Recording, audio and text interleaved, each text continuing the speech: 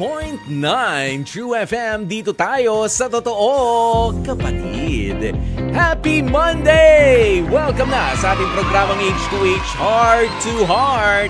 Kumusta po ba ang inyong mga Lunes? Aba, nasa kalagitnaan na tayo halos ng araw, ha? Baka yung iba dyan ay naghahanap-hanap pa nga rin ng positivity, naghahanap pa ng swerte. Ayan, sige, pero kung ikaw ay nagtatrabaho, tuloy lang naman sa hanap buhay, o kaya naman ikaw ay kahit pa nga kanselado ang pasok sa ilang mga bahagi, ano? Ayan, nag-aaral ka pa rin dyan. Go lang, push lang. Ayan, yan ang mga rason mo para mag-smile. Dahil tuloy-tuloy pa rin ang pag-feed mo sa iyong mind. Diba? Ng magagandang mga bagay. Next naman. At syempre, sa lahat naman po ng mga naghahantay pa rin ng mga inspirasyon para sa araw na ito, bakit naman hindi pa ba inspirasyon yung gumising ka ng umaga? Tapos tanghali na, nakita mo na ako ulit. Ganyan, hindi pa ba sapat na inspirasyon yan?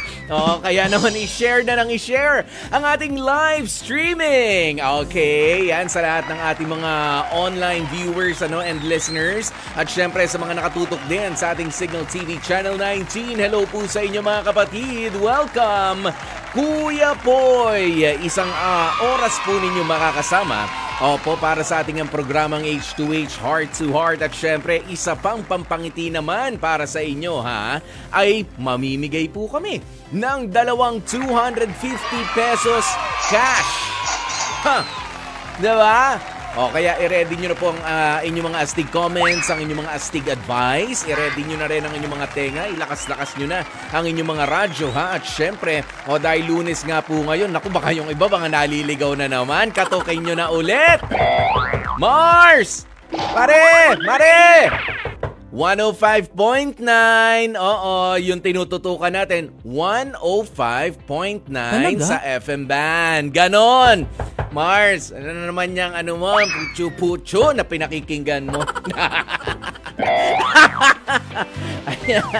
Okay, kaya halika, tulungan natin ang mga kapatid natin na para gumaan-gaan ang kanilang pakiramdam, hindi man mawala agad yung problema, gumaan-gaan. Kaya please be ready with your your astig comments, astig advice. At eto na nga rin ang ating mga hotlines, 8689-3289 at ang 8689-3290. Ayan, para makausap natin yung ating mga nag-aastig confessions. Yan. At syempre, dahil nga po oras na natin, 15 minutes na makalipas ang alas 12 ng tanghali. Sige, umpisa na nga natin ang ating astig na usapan dito sa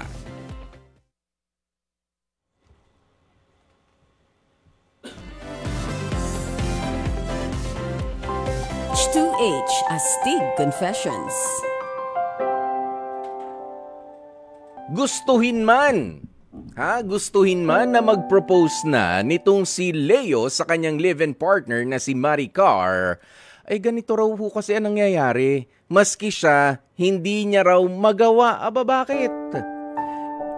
Hindi niya raw kasi alam kung mamimit nga ba mamimit nitong si Leo yung standards, yung expectations nitong si Maricar.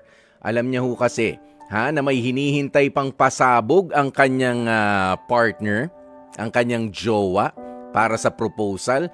Kasi ganito madalas daw na nanonood ng mga proposals sa social media ang kanyang live-in partner. Kaya ang ending, itong si Leo, ang ating mga kausap, ay takot na baka ma-disappoint ang 5 taon ng partner niya na si Maricar. Kaya mula po sa Bukawi, Bulacan, 26 years old, kausapin na nga natin si Leo. Leo, magandang tanghali sa'yo, pare. Magandang tanghali din po, sir. Bakit ka naman nape-pressure? Ano bang problema? Well, nanonood siya. Bakit? Mga bongga ba yung pinanonood nitong si Maricar na mga proposal? Bali yung mga sir kasi yung expectation niya sa una pa lang po. Kumbaga, minsan yun po yung pinakwento niya. May time po, ito lang pong last week po. Parang, kasi meron po kaming mutual friend parehas po. Na, nag-propose po yun sa parang birthday po ata yun. Tapos, na-full, tapos may fireworks. Nakwento niya po sa akin. Tapos, yun nga po, parang nape-pressure lang ako lalo sa pag kinakwento niya yung mga ganang bagay sa atin. Baka naman kwento lang. Po kasi, meron na. Okay, malapit-lapit na. Kasi 5 years na rin kayong mag-on. Opo. Pero ganun bang tipo, sa pagkakakilala mo dito sa girlfriend mo of 5 years, ganun ba siyang tipo na kapag ka meron siya nagustuhan, gusto niya, yun na yun. Hindi pwedeng pababa yung expectations niya, kailangan pataas lang. Ganun ba siya na klase ng tao? O natutuwa lang siya, very expressive lang siya na, ganito yung ang ganda. Okay lang. Kumbaga parang sa pelikula, nakakakilig. Pero sa totoong buhay, hindi naman siya ganun, lalo na sa pag-handle sa relationship ninyo. Hindi naman po, sir. Kumbaga, siya po yung tipo ng tao na, hindi po naghahangad ng sobra-sobra. Pero this time po kasi, parang medyo naramdaman ko na parang, may time nga po na sinasabi niya sa akin, okay lang daw po yung kasal namin, sa handaan lang, ganun po. Sorry, Leo, okay lang yung kasal po is simpleng pagdiriwang lang po. Oo. Pero nito po kasi past few days po na malapit na nga po yung plano kong mag-propose. Parang medyo na bago po. Parang anytime nagpaparinig ko ng ganito, sana ganito, ganyan. Nagpaparinig ba talaga siya? Parang gusto niya. Opo. Nagpaparinig ba talaga sa'yo or wala lang, meron siyang kausap, meron siyang, sana ganito, sana ganyan. Dahil lang may nakikita siya sa social media at ikaw yung naglalagay ng pressure sa sarili mo. Hindi kaya ganoon? Hindi ko po sigurado. Ayan. Kasi, yun nga po yung pinatakot ko, baka hindi niya po expectation na niya. That's why ito po. So sa ngayon, ano ba ang kaya mo, kumbaga, yung yung sapat lang na proposal na kaya mong ibigay para sa kanya? Kasi sabi mo nga, meron kang isang binanggit kanina, yung isang kakilala ninyo, ay meron pang pa-fireworks, ganyan. Ikaw naman, taga Bulacan ka. Andyan lang bilihan ng mga paputok eh. Diba? Nasa Bukawi ka pa. Ayan. Ang plan ko po sana is, kakain po sa labas with my parents po, tsaka yung parents po. Kukutsabahin mo. Kukutsabahin mo yung parents niya at sasabihin mo na rin sa kanila. Ganun ba?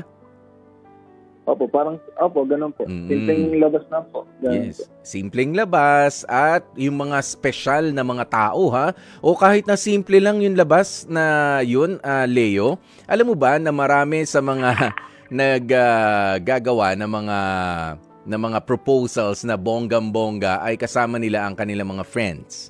'Di ba? Usually nakikita natin, 'di ba? Nakikita natin sa videos nila sa social media, yung pinapanood ni Maricar, mga friends nila, mga kapatid. Pero nakikita mo ba madalas na nandun ng parents? Parents po niya? Parents nung nagpo-propose at yung babae na nakikita mo? Dahil kung ano man yung pinaplano mo, special yan. Special yan kasi yun talaga ang mga ako masasabi ko, the way I look at it, kahit na wala nga dun yung mga kaibigan ninyo, kahit hindi ganun karami, syempre, nagbabudget din tayo, yung practical lang. Yung mga parents, ang plano mo na paratingin, di special yun. Di ba? Di ba? Yun eh. Tsaka, syempre, eto. Kausapin muna natin, baka meron ding astig advice naman sa'yo, si Norman ng Bulacan din. Baka may i-offer to na paputok. Baka marunong. Di ba? Medyo makakatipid-tipid tayo dyan. Kaya naman, lugar na kakainan. Sige, alamin natin. Ano ba ang astig advice ni Norman? Norman, magandang tanghali sa'yo. Magandang tanghali, Kuya Boy. Ano masasabi mo kay paring Leo natin? Leo, ito lang naman ang advice ko sa'yo. Huwag kang matakot mag-propose. Huwag kang matakot na gawin yung gusto mong gawin. at least ang importante dyan, handa kang panagutan siya or handa mong ipakita sa kanya, talagang mahal mo siya, di ba? Kaya hindi naman importante yung pabunggahan ngayon sa panahon ngayon. Ang importante, may ipakita mo sa kanya na mahal mo talaga siya. Siyempre, sa sinising pa lang, pwede naman may isang layan, di ba?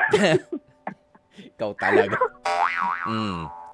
Ayun, yung iba kasi, grabe kung mamuhunan, di ba, Norman? Yes. Papalulit, tapos kalauna maghihiwalay din naman. Yung pa nga masama dun. Naghiwalay. Okay. Saka, sa 5 years yung magkakilala, siyempre kabisado nyo na ng isa't isa, di ba? Alam mo na yung galawan ng babae. Siyempre, kabisado ka din naman niya kung ano lang talaga yung kaya mong maibigay sa kanya. Ang importante dyan, naipakita mo sa kanya na handa mo siyang panagutan, handa mo siyang ipakita na talagang mahal mo talaga siya, kaya ka nga magpo-propose. Yun, maraming salamat. Huwag kang kabahan, huwag kang matakot. Yun, maraming salamat sa iyo, ha, Norman, ng Bulacan. Kala ko may offer ka na na special package para kay Leo. Tsaka kay Maricar, baka may lugar ka dyan. Ayan, pero hindi, nagigets mo yung sinabi ni Norman. Totoo nga naman yan, hindi lang sa mga celebrities, ha? Kahit yung mga ordinaryo, actually, hindi mga ordinaryo, yung iba, grabe kung mag-invest sa kanilang wedding proposal, sa kanilang special someone. Pero kita mo yung iba nga hindi natutuloy. Di ba nag-propose na, mag-on na, ilang taon na, kumbaga kasal na lang ang kulang. Nasa milyones na ang investment tapos biglang ang tunog lang na marinig mo sa bandang huli. Diba? Proposal lang yan. Yes, maganda siyang makita. Maganda siya, Leo, maganda siya makita, maganda na ma-share sa mga friends natin, para ma-inspire sila. Pero hindi naman doon dapat sinusukat yung ating, yung future ninyo. Proposal pa lamang yan. Papayag na ba talaga na mag-asawa? At ikaw na ang pipiliin itong si Maricar, yun ang mas ipagdasal mo. 'Di ba? Pero sabi mo nga, in 5 years ninyo together, ay ang gusto mong imbitahin, isang simple, simpleng dinner date na kasama ang kanyang mga magulang at mga magulang mo rin. 'Di ba? As witnesses, yun ang pinaka-espesyal na maibibigay mo sa kanyang anong tawag dito? Proposal. I think. Kahit pa nga walang camera, kahit walang mga videographer dyan, kahit walang pasabog na sinasabi mo, ang gawin mong pasabog kapag together na kayo, lahat ng magagandang ipinangako mo sa kanya, kinakaya mo. Yun ang pasabog. 'Di ba? Napakakasalan kita. Parehas tayo, bibigyan natin ang isa't isa ng magandang buhay, masayang pamilya. Yun ang pasabog. Hindi lang yung 5-minute, hindi lang yung 3-minute na mga videos na nakikita natin. Di ba nakakalungkot yung sa ibang mga kilig na kilig tayo sa mga artista, sa mga celebrities na lang. Di ba? Tapos next year lang, hindi pa nga sila nag-anniversary, naghiwalay na si Etchos at si Chorva. Yan, di ba? Gusto mo ba yung ganon? Kaya mas maganda yung simple tayo, masaya, at nandun yung mga importanteng mga tao na susuporta rin sa atin at sumusuporta na sa 5 taon ninyong pinagsamahan. What do you think, Leo? Tama naman po. Actually, ang pinaghahandaan ko po talaga is kasi yung talagang event kasal po. Yung kasal. Pero yung proposal po kasi baga na lang po siguro ako babawi. Oo. Alam mo ngayon, para lang din sa kaalaman na marami sa mga, kasi masyado na tayong exposed sa social media and there's nothing wrong with that. Okay? Pwede natin maging inspirasyon yan. Pwede nating medyo kumuha lang ng idea doon sa sa mga nakikita natin sa social media, kung paano maging sweet, kung paano. Pwedeng kumuha ng idea pero wag mong ipapattern doon, lalo na kung iba naman talaga ang kaya mo lang doon sa nagugustuhan mo. Oo, tsaka kung ano ba talaga yung mas importante. At tama yan, Leo, di ba? Kahit nga yung pagpapakasal. O yung iba, kabongga-bongga. Ito, pinag-uusapan natin yung proposal mo. Kasunod niyan yung kasal. 'Di ba? Tapos magpapaanal. Mas mahal magpaanal kaysa magpakasal. Oo, kaya ang hilingin natin na maging maayos kahit simple lamang yung kasal natin at panghabang buhay, dun tayo yumayaman ng sabay. Mas maganda yun. Diba? Kaysa gumastos ka na ng gumastos. Yung iba ha, uy, alam mo may kilala ako. Chichismis ko lang sa'yo. Leo, para lumakas-lakas ang loob mo. Sabi mo kasi pinaghahandaan mo. Chichismis ko lang sa'yo. Nagpakasal. Bonggang-bongga. All praises talaga ang mga tao sa paligid. Pero alam mo, behind closed doors, nasa first week pa lamang sila together as husband and wife. Nag-aaway na. Kasi pinoproblema, bakit kasi nangutang pa tayo ng ganito? Bakit yung credit card natin isinagad natin sa ganito? Bakit ganyan? Ayun na. Nag-umpisa na. Agad-agad. Less than a week after. 'Di ba? Okay, ang ganda sa picture. Okay, ang ganda sa video. Okay, hinart, ni-like ng mga kaibigan. Ang sarap ng pagkain, ang sarap ng ganito. Pero sila halos walang makain dahil nagbabayad ng mga utang. Ipinangutang. 'Di ba? Yun. Kaya relax ka lang dyan. Maganda yung meron tayong pinaghahandaan. Meron tayong preparation.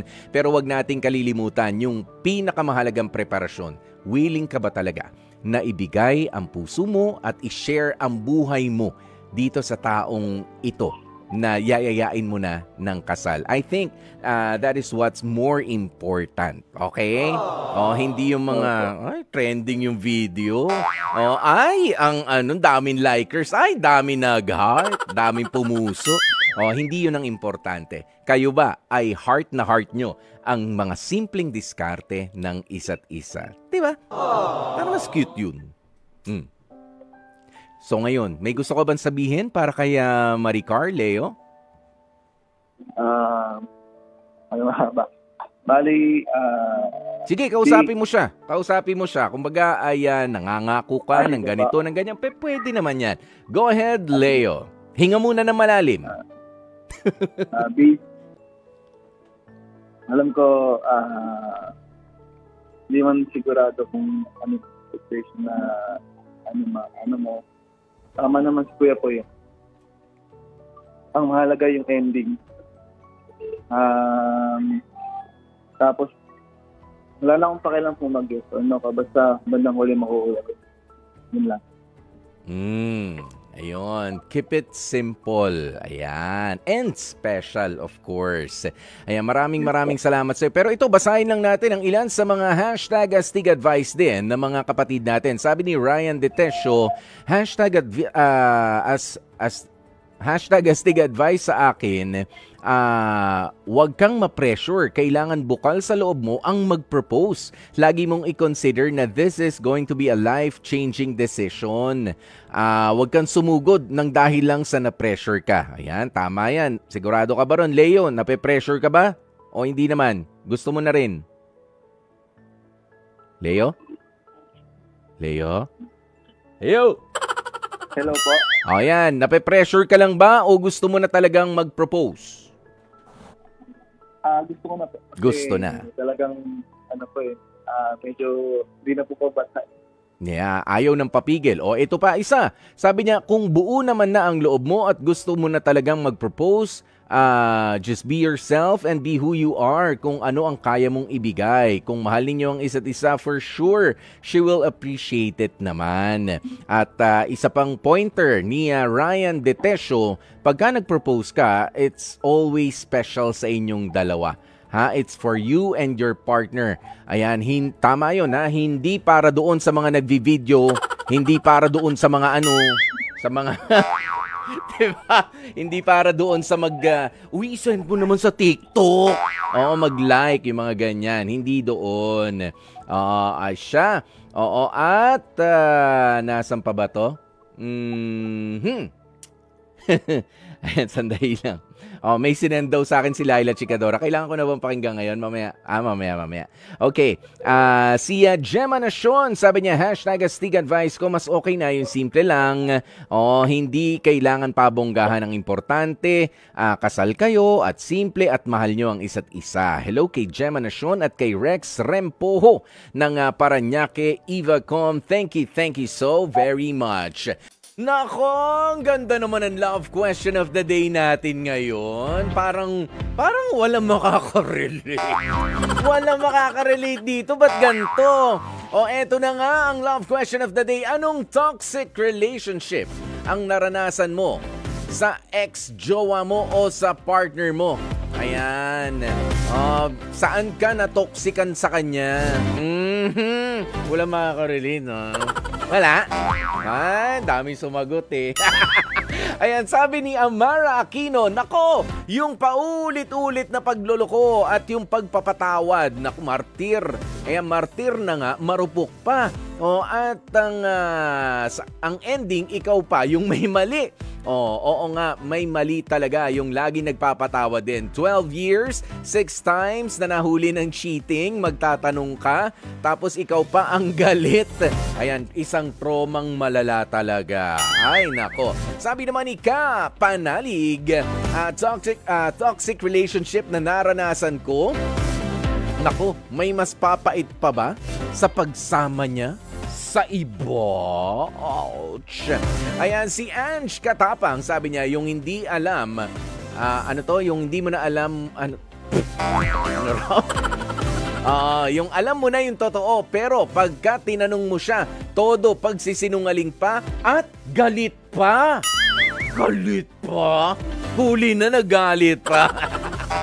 Si Darwin Rosel, sabi niya, masyadong malaking gumastos ng pera. Nako, dyan ako na-toxican sa ex ko. At laging hingi ng hingi pa sa akin. Nako, yun ang masama. Okay lang kapag ka inuubos niya yung pera niya, di ba?